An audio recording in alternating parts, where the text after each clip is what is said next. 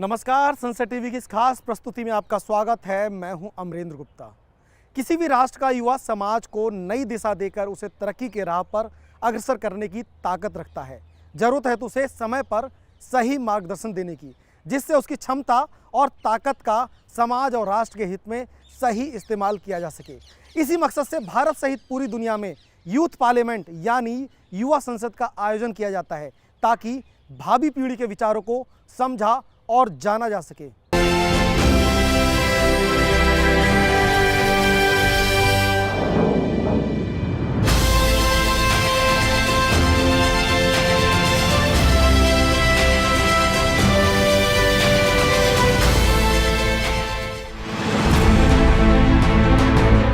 आजादी के अमृत महोत्सव काल में केंद्र सरकार के संसदीय कार्य मंत्रालय ने युवा संसद कार्यक्रम का आयोजन किया। संसद की गरिमाई व्यवस्था को जन जन और खासकर युवाओं तक पहुंचाने में युवा संसद कार्यक्रम की भूमिका अहम रही है। इस कार्यक्रम के जरिए एक आसान तरीके से युवाओं को संसदीय प्रक्रियाओं को समझाया जाता है। युवा संसद के विचार की उत्पत्ति सबसे पहले 1962 में मुंबई में हुए चौथे अखिल भारतीय सचेतक सम्मेलन के दौरान हुई। लक्ष्य था संस्थाओं के माध्यम से मॉक पार्लियामेंट का आयोजन, जो कि समय के साथ साथ युवा संसद के नाम से परिवर्तित हुआ। 1965 में संसदीय कार्य मंत्रालय ने दिल्ली के उच्चतर माध्यमिक विद्यालयों में युवा संसद प्रतियोगिता की योजना तैयार की और इस तरह पहली युवा संसद साल 1966-67 में आयोजित हुई। जैसा कि हम सभी जानते हैं, भारत एक लोकतांत्रिक देश है और हमारे लोकतंत्र की जड़ें बहुत गहरी हैं। लोकतंत्र की इस परंपरा का एक प्रमुख स्तंभ संसद है, जहां जनता के चुने प्रतिनिधि देश के लिए कानून बनाते हैं। युवा संसद के तहत संसद की कार्यवाही, उन्हें आयोजित करने की प्रक्रिया, नीतियां और कानून बनाने में लॉ मेकर्स की भूमिका जैसे पहलुओं को दर्शाया जाता है। युवा संसद कार्यक्रम में विधेयकों पर वास्तविक सदन के सदस्य चर्चा कैसे करते हैं, क्षेत्र के विकास सहित कई अहम मुद्दों पर संसद के विशेष पहर जैसे प्रश्नकाल, शून्यकाल और स्पेशल मेंशन में सांसद अपनी बात कैसे रखते हैं जैसे अहम विषयों के बारे में जानकारी दी जाती है। अगर युवा संसद के उद्देश्यों की बात करें तो सरल तरीके से विद्यार्थियों को संसद की कार्यवाही बताना, विद्यार्थियों का सार्वजनिक विषयों पर अध्ययन करवाना और उन्हें एक राय बनाने के लिए प्रोत्साहित करना, वाद विवाद के बाद निर्णय लेने की क्षमता विकसित करना, विद्यार्थियों को सामूहिक विचार विमर्श में प्रशिक्षण देना, युवाओं में दूसरों के विचारों के प्रति सम्मान और सहिष्णुता का विकास करना, विद्यार्थियों को सामूहिक व्यवहार में प्रशिक्षण देना, विद्यार्थियों को देश के सामने आई समस्याओं से अवगत कराना, छात्रों में लीडरशिप यानी नेतृत्व का विकास करना, छात्रों में जनसाधारण की समस्याओं के प्रति संवेदनशीलता का विकास करना आदि हैं। संसदीय कार्य मंत्रालय पिछले 26 वर्षों से जवाहर नवोदय विद्यालयों में युवा संसद प्रतियोगिताएं आयोजित करता रहा है। इस साल भी जवाहर नवोदय विद्यालय ने पूरे भारत के 8 क्षेत्रों के 80 विद्यालयों के बीच राष्ट्रीय युवा संसद प्रतियोगिता आयोजित की, जिसका कि पुरस्कार वितरण समारोह संसद भवन परिसर के बालयोगी सभागार में आयोजित किया गया। जवाहर नवोदय विद्यालय की 24वीं राष्ट्रीय युवा संसद प्रतियोगिता के पुरस्कार वितरण समारोह में संसदीय कार्य मंत्रालय और संस्कृति मंत्रालय में राज्य मंत्री अर्जुन राम मेघवाल उपस्थित रहे। राष्ट्रीय स्तर पर आयोजित युवा संसद प्रतियोगिता में पश्चिम बंगाल के नादिया के जवाहर नवोदय विद्यालय के छात्रों ने पहला पुरस्कार प्राप्त किया। पुरस्कार वितरण समारोह से पहले केंद्रीय मंत्री अर्जुन राम मेघवाल सहित जवाहर नवोदय विद्यालय के अधिकारियों और छात्र छात्राओं की उपस्थिति में विजेता टीम ने युवा संसद की बैठक का पुनः प्रदर्शन किया। युवा संसद के प्रदर्शन के दौरान विजेता टीम ने उपस्थित लोगों का पूरी तरह से अपनी ओर ध्यान आकर्षित किया। माननीय अध्यक्ष महोदय,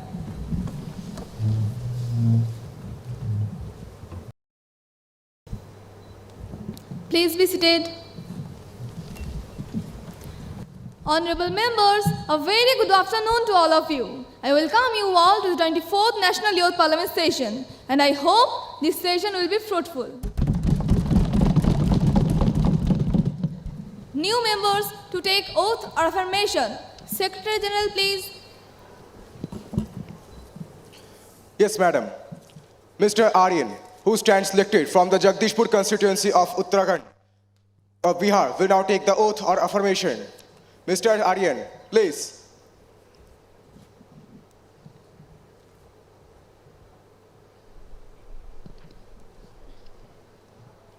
Sir, do you want to take the oath or affirmation? Oath, please. In which language would you like to take the oath? Hindi, please. Sir, please.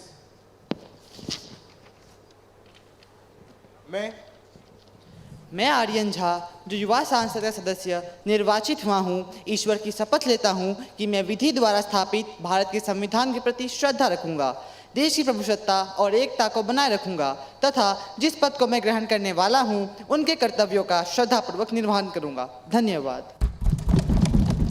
Honorable Prime Minister, to introduce new ministers. Prime Minister, please. Honorable Madam Speaker, I take pleasure in introducing to you and through you to the House my colleagues, the new ministers, Sushri Aditi Haldar, Minister of Health and Family Welfare, and Sushri Srijita Das, Minister of Women and Child Development. Thank you, Madam. Now, the question hour starts. Question number 101 by Shusri Ronak Mandal. Honorable Speaker, Madam, education is the backbone of every nation. Recently, we all have witnessed the NEP 2020 Act regarding education system. According to Ministry, this will create revolutionary change in the education system of India. Now, through you, Speaker, Madam, I would like to ask our Honorable Education Minister about the implementation of NEP 2020 Act all over India. Thank you, ma'am. Question number 102 by Shusri Sanjana Gain. माननीय अध्यक्ष महोदय, हम सभी भारतीय बहुत ही गर्वित हैं ये जानकर कि हमारे भारतवर्ष में प्राथमिक क्षेत्र बाकी अन्य सभी क्षेत्र की तुलना में आय की अवसरों में सबसे बड़ी राशि प्रदान करती है। किसान सिर्फ अपना घर नहीं पूरा देश चलाते हैं, लेकिन हमारे भारतवर्ष में हमारे ही खाद्य प्रदान कराने वाले किसान आज आत्महत्या कर रहे हैं। प्रतिदिन औसतन 10 से अधिक किसान आत्महत्या करें। हाँ, 10 से अधिक किसान प्रतिवर्ष 3,760 किसानों द्वारा आत्महत्या किया जा रहा है, जो बहुत ही दुखद है। अतः मैं माननीय कृषि मंत्री से यह जानना चाहती हूँ कि उनके मंत्रालय एवं सरकार द्वारा इस घटना को रोकने के लिए क्या कदम उठाए जा रहे हैं। धन्यवाद। Honorable Minister of Agriculture, please. Honorable Madam Speaker, I would like to appreciate the opposition question that the suicide rate of Indian farmers are decreasing day by day. But I would like to let the House know that our government has already started exploring it. The recently announced Pradhan Mantri Farmer Bima Yojana, Pradhan Mantri Kisan Samman Nidhi are the steps in the right directions. Although some of the voices have been raised against it, also our government had already launched several farmer welfare schemes to provide a healthy lifestyle for the farmers, such as Kisan Credit Card, Minimum Support Price, Land Reforms, Tenancy Reforms, and many more. भारतीय किसान राष्ट्र के लिए एक अमूल्य मोती है एवं उनकी खुशहाली और कल्याणी हमारा परम धर्म है। धन्यवाद। Now, the question hour is over. Let us now take up the 0 hour. Sri Vijay Mandal. Honorable Madam Speaker, 65% of India's population is youth and unemployment rate in India is at its heights in last 45 years. I just remember a quote from William Beveridge, unemployment is like a headache, unpleasant and exhausting, but not carrying any explanation of its cause. So, will the Ministry of Labour and Employment be pleased to state the reasons identified by the government and the corrective measures taken in this regard? Thank you, ma'am. Shusri Sana Sardar. Madam Speaker, this government made one of the most prominent promises before the election. They have promised they will provide crores of jobs per year. But after election, the scenario is completely different. Selection in different ministries is day by day decreasing. Posts of DOPT are empty. Apart from this, unemployment rate in August was 8.3%, which was 7% in July. According to the estimate, over the next 4 years, 10 million more people will join the rank of unemployment, bringing the total to 220 million by 2022. The government also forecast that there will be no 1 million extra job vacancies over this time period. But it also expects that the number of jobs wouldn't be sufficient to counteract the population expansion in general. It is a clear image of increase, not in job, but in unemployment.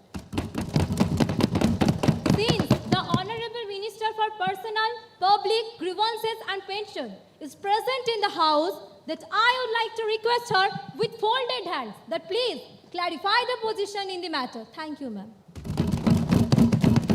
Considering its seriousness, Honorable Minister of State may like to throw some light on the issue. Honorable Madam Speaker, I appreciate the vigilance of the opposition regarding unemployment and related problems coming up in the economy.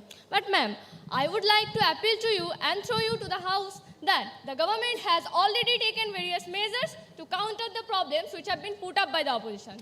Now, the measures taken by the government regarding unemployment are development of agriculture sector, that is currently employing 60% of the nation's workforce and contributing 17% to its GDP. Provision for an alternative occupation, development of infrastructure and industries. It is projected to increase 16 to 17%, that is $132.84 billion by 2020. One of the fastest growing sector in India. Now to come in reforms in education system, by introducing NEP, vocational education, skill development program for creating job opportunities for the people.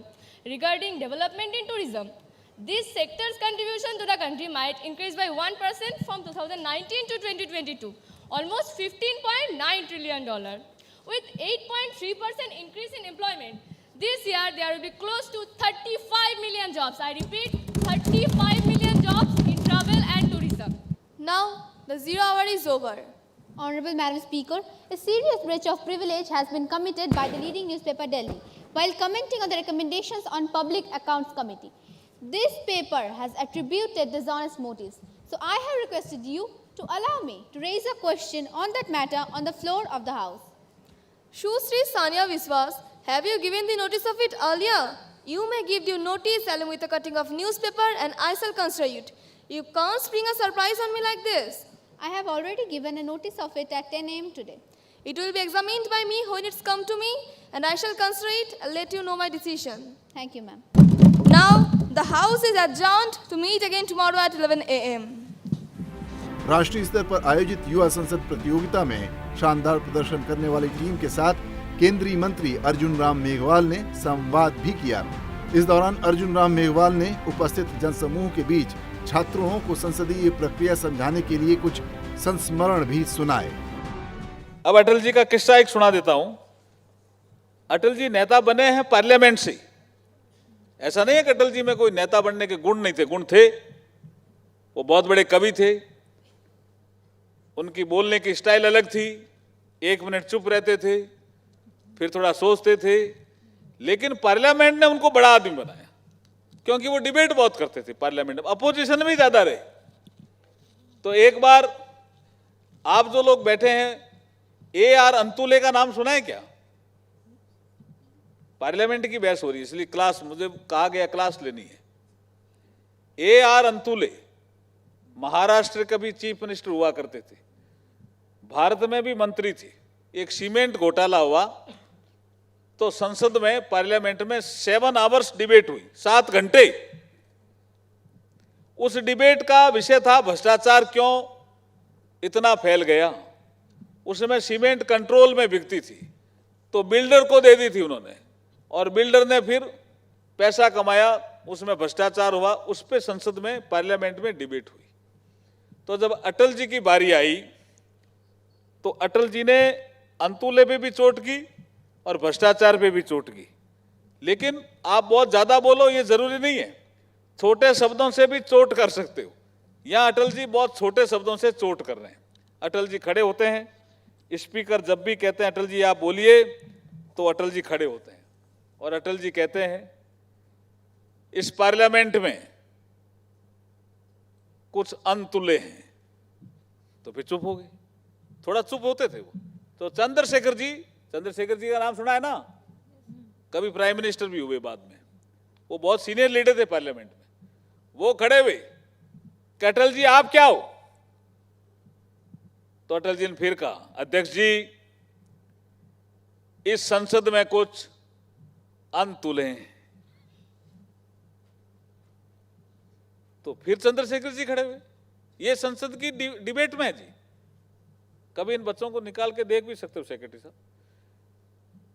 तो वो फिर बैठ गए, उन्होंने कहा मुझे बोलने देंगे तो मैं बोलूंगा। तो अध्यक्ष जी ने कहा नहीं, आपको बोलने दे रहे हैं अटल जी, आप बोलिए, क्या बोलना चाह रहे हैं आप। तो बोला मैंने अभी शुरू ही नहीं किया है और मुझे बार बार चंद्रशेखर जी टोक रहे हैं। उन्होंने कहा अध्यक्ष जी, इस सदन में कुछ अनतुले हैं और कुछ तुले हुए हैं। तो फिर चुप हो गए। तो चंद्रशेखर जी ने फिर पूछा, तो फिर उसका जो जवाब था वो ही पेपर की हेडलाइन।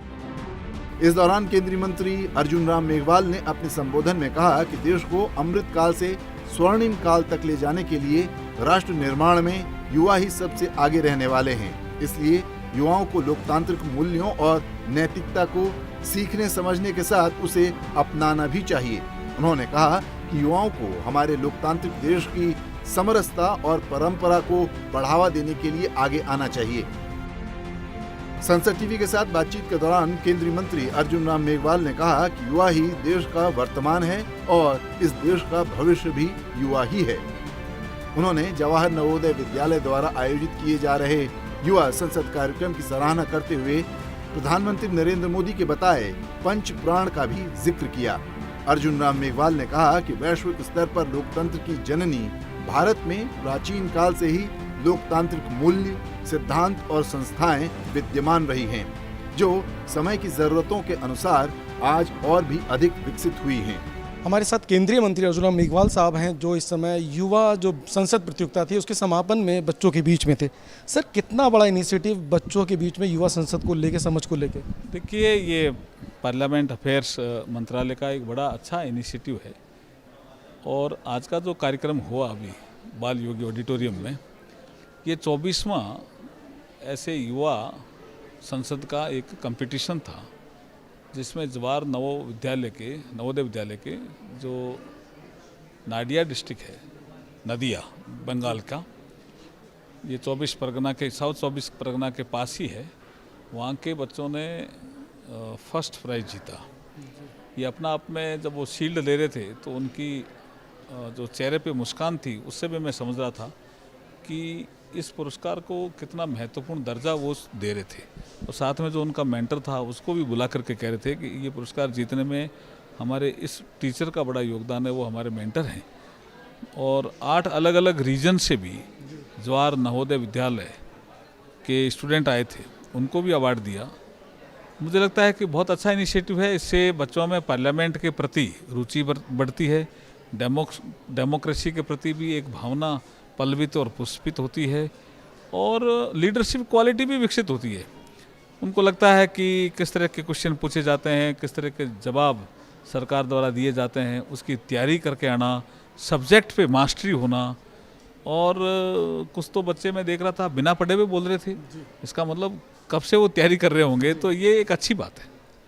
सर, जिस तरह से लोकसभा अध्यक्ष ओम बिरला जी ने लगातार पार्लियामेंट में इस तरह के फंक्शंस को ऑर्गेनाइज किया और संसदीय कार्य मंत्री की एक पहल रही है, ये कितना बड़ा इनिशिएटिव हो सकता है देश में जो लोकतांत्रिक परंपराओं को बच्चों के बीच में ले जाने को, उनकी समझ को विकसित करने में? देखिए, इंडिया को, भारत को विशेषकर से मदर ऑफ डेमोक्रेसी कहा जाता है।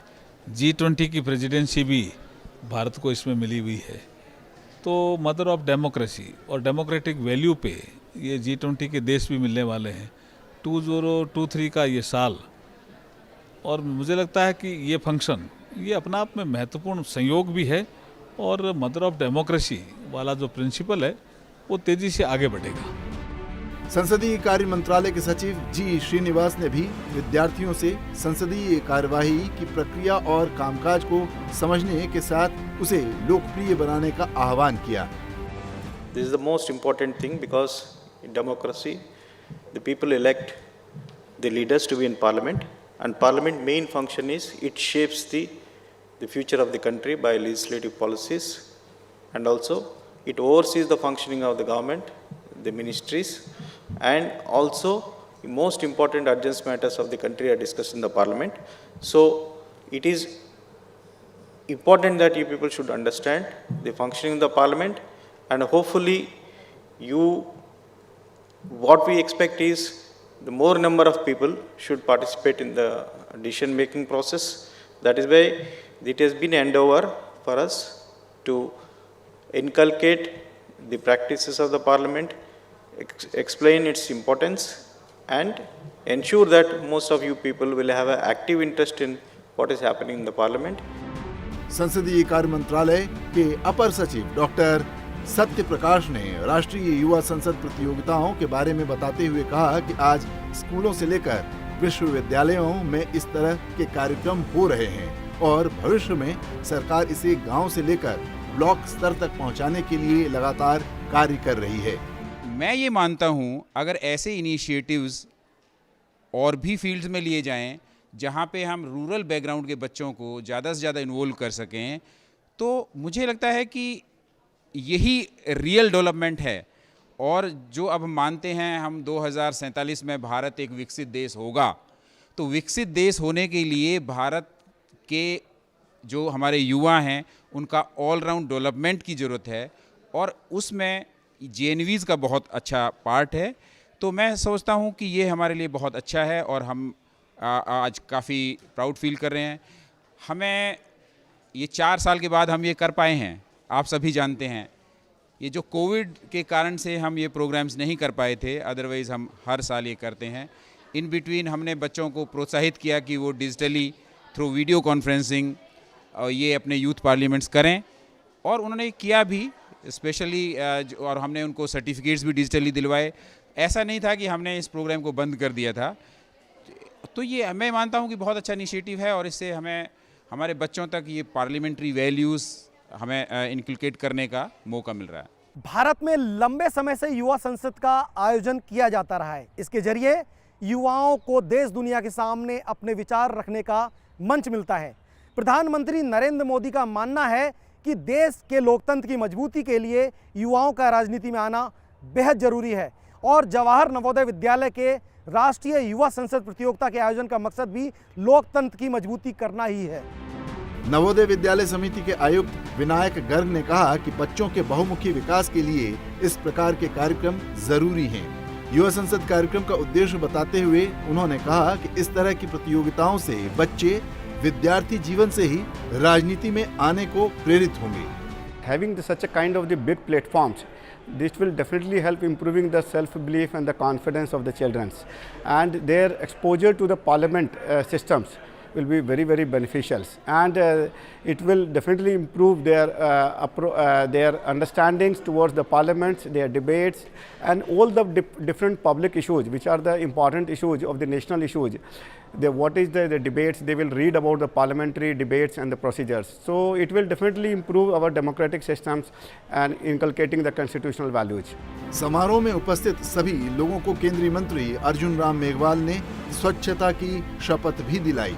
मैं गांव-गांव और गली-गली स्वच्छ भारत मिशन का प्रचार करूंगा। मैं आज जो शपथ ले रहा हूं वे अन्य 100 व्यक्तियों से भी करवाऊंगा। स्वच्छता की शपथ दिलाने के बाद केंद्रीय संसदीय कार्य एवं संस्कृति राज्य मंत्री अर्जुन राम मेघवाल ने प्रतियोगिता में शानदार प्रदर्शन के लिए विद्यालयों की विजेता टीमों को पुरस्कार वितरित किए। राष्ट्रीय स्तर पर आयोजित इस प्रतियोगिता में पश्चिम बंगाल के नादिया के जवाहर नवोदय विद्यालय की टीम को पहला स्थान हासिल करने पर ट्रॉफी प्रदान की गई। इसके अलावा 7 क्षेत्रीय विद्यालयों की विजेता टीमों को भी सम्मानित किया गया। राष्ट्रीय युवा संसद प्रतियोगिता की विजेता टीम ने कहा कि इस प्रतियोगिता की वजह से वो न सिर्फ संसदीय कार्य प्रणाली को ठीक से समझ पा रहे हैं, बल्कि उनमें आज आत्मविश्वास, नेतृत्व का गुण और भाषण देने की प्रभावी कला विकसित हुई है। हम लोग राष्ट्रीय विजेता हैं, तो मैंने इसमें प्रधानमंत्री का किरदार निभाया था और जितना मैं अपना दे पाई हूँ इस प्रतियोगिता को करते करते मैंने जब प्रधानमंत्री का किरदार निभाया, मुझे समझ में आया कि प्रधानमंत्री की क्या भूमिकाएं होती है एक लोकतंत्र में। और मैं अप्रिशिएट करना सीखी हूँ कि राजनीति को, जैसे लोग राजनीति के पीछे नहीं जाते, लेकिन मैं चाहूँगी कि जब मैं बड़ी हूँ तो अगर मुझे नेतृत्व का अवसर मिले तो मैं करना चाहूँगी, क्योंकि राजनीति में युवा को जाना चाहिए ताकि देश आगे बढ़ सके। ये जो जगह है ना, ये जगह से देश चलता है और देश चलाने वाले को जो दायित्व होता है वो दायित्व यूथ्स में आना चाहिए। और आज हम लोग का 17 साल की उम्र में हम लोग आज इस जगह पे आ सके, तो हम लोग वादा करते हैं कि बाद में भी आएंगे और उस समय ऐसे ही नहीं, कुछ ऐसे करके दिखाए कि देश का सेवा का मौका मिले उस समय। पार्लियामेंट में सिर्फ प्रेसिडेंट ही नहीं, ऑपोजिशन का भी एक बहुत महत्वपूर्ण रोल होता है हमारा देश चलाने के लिए। प्रश्न करना भी एक बड़ी बात है, तो यही मैंने सीखा और इससे उत्प्रेरित हुई। और मैं चाहती हूँ अभी इस यूथ पार्लियामेंट्री सेशन के बाद मेरे दिल में भी ख्याल आया कि शायद मैं बाद में कभी राजनीति में पदार्पण कर सकती हूँ। I feel that this initiative taken by the government is very good because the children, they learn the proceedings of the parliament. It brings about confidence in the students, and not only is the confidence, but the children, they learn how to respect each other. युवा संसद कार्यक्रम में सहभागिता कर रहे छात्र छात्राओं का जोश देखते ही बनता है। ऐसे में जिन विद्यार्थियों ने इस कार्यक्रम में हिस्सा लिया वो अगली बार और अच्छा करने के लिए प्रेरित हुए, और जो इस बार इस कार्यक्रम का हिस्सा नहीं बन पाए वो भी भविष्य में होने वाले कार्यक्रमों में शामिल होने के लिए प्रेरित हुए। I got to know about the proceedings of the parliament and the role of government in the parliament, how our government functions. By this experience, I will know how does the government work, how does it function. Now I am here in the competition, which is really a good opportunity for all the people here. I also hope that next time we also get the prize here and we keep on having such competitions in the future. शुरू से ही बहुत छोटी class से हमने democracy के बारे में पढ़ा है। Democracy of the people, by the people, for the people होती है। पर आज ये युवा सांसद का कार्यक्रम देख के मुझे ट्रूली फील हुआ है कि हाँ, डेमोक्रेसी सच में बाय द पीपल होती है। The rule of our country is in our hands and we are so much privileged to be a part of such a country that is giving opportunities to the youth to understand the role of parliament. Navodaya Vidyalaya सहित विभिन्न विद्यालयों के शिक्षकों का मानना है कि लोकतंत्र की जड़ों को मजबूत करने और विभिन्न संसदीय परंपराओं से युवाओं को प्रत्यक्ष रूप से जोड़ने के लिए युवा संसद का आयोजन एक सार्थक आयोजन माना जा सकता है। I really appreciate the efforts of the Ministry of Parliamentary Affairs, who have actually carried on with this tradition of encouraging the children to come aware about the democratic principles. When children participate in the youth parliament, they feel so proud. The students will be more confident about their topic, about their opinions in the front of the audience. I personally thank and appreciate Ministry of the Parliamentary Affairs and the Government of India. बहरहाल ये कहना गलत नहीं होगा कि नेताओं की जरूरत हर एक क्षेत्र में होती है। कहीं पर उन्हें बिजनेस लीडर, टीम लीडर या ग्रुप लीडर कहते हैं। कुल मिलाकर कहें तो लीडर वो है जो खुद समर्थ हो और दूसरों को प्रेरित कर पाए। जरूरी नहीं कि कोई जन्मजात लीडर हो, लोग अपनी क्षमताओं को तराश कर भी ऊंचा मकाम हासिल करते हैं। लोकतंत्र को भी ऐसे युवाओं, ऐसे लीडर्स की हमेशा तलाश रहती है। लोकतंत्र एक ऐसा तंत्र है जिसमें सबको आगे बढ़ने का समान मौका मिलता है और इसे मजबूत करने के लिए युवाओं की शक्ति की जरूरत होती है। युवा संसद इस शक्ति को सही दिशा देती है, मार्गदर्शन देती है।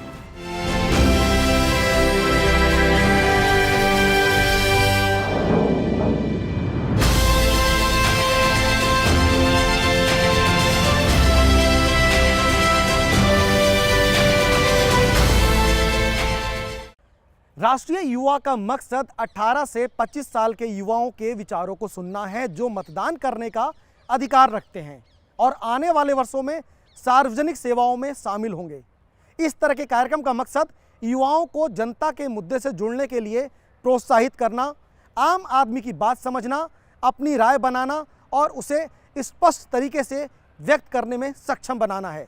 युवा संसद के आयोजन से नीति निर्माताओं को युवाओं के विचार जानने का मौका मिलता है ताकि वो भविष्य में इसका सही इस्तेमाल कर सकें। तो आज के इस खास कार्यक्रम में इतना ही। मुझे मेरी पूरी टीम के साथ दीजिए इजाज़त। नमस्कार।